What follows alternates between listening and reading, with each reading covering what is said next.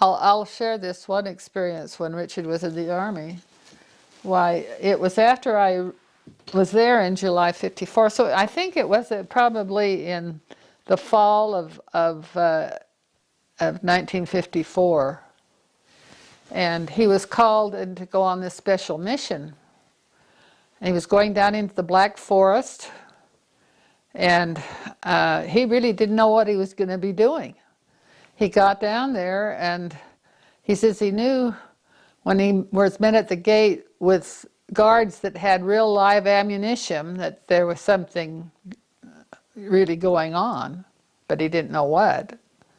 He went into the Army as a special electrical device operator. And so they sent him down to the Black Forest in October, got in there, and there were these huge, huge generators.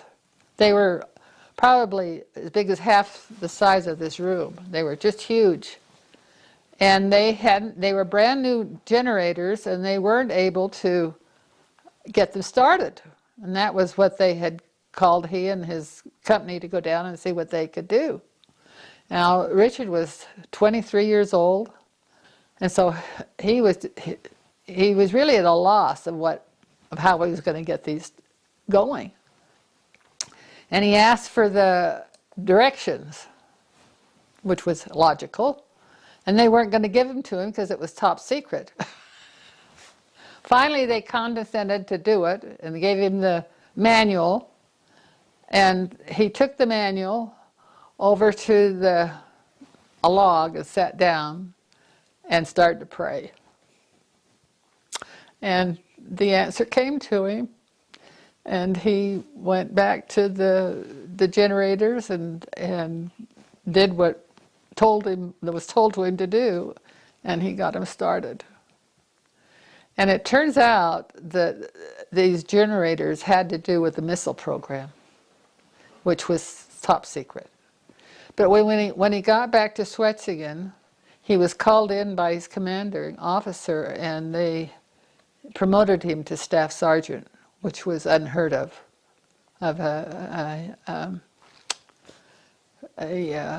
enlisted man, not enlisted man, draftee. And the regular armies sergeants were very jealous of him. They were very upset at it, to think that a draftee would get this promotion as opposed to someone who had been enlisted and was in for professional. So he went in as a private, came home as a staff sergeant in 2 years, which was a blessing in many respects. But so that was one thing that happened when he was in the service where it taught us that it's important to listen to the Spirit, and he was blessed from doing so.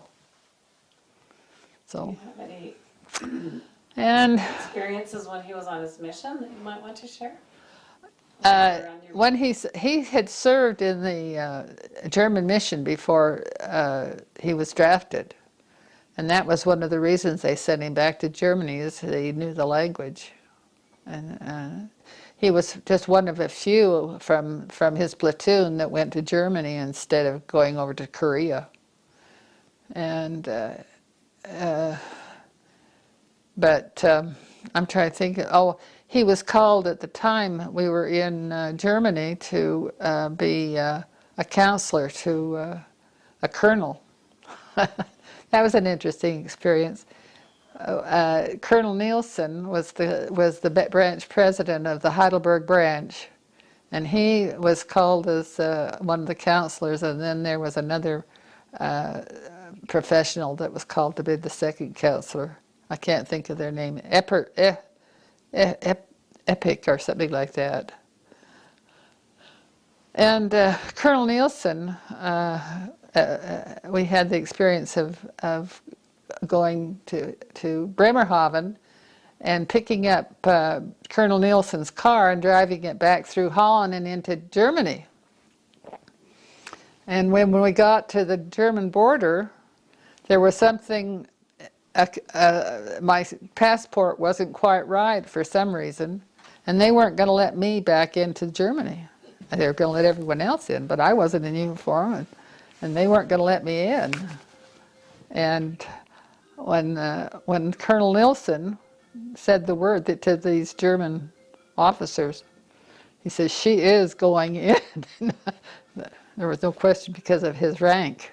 He pulled his rank on him to get me back into Germany. Otherwise, I would have been left a 19-year-old girl in France not being able to get into Germany.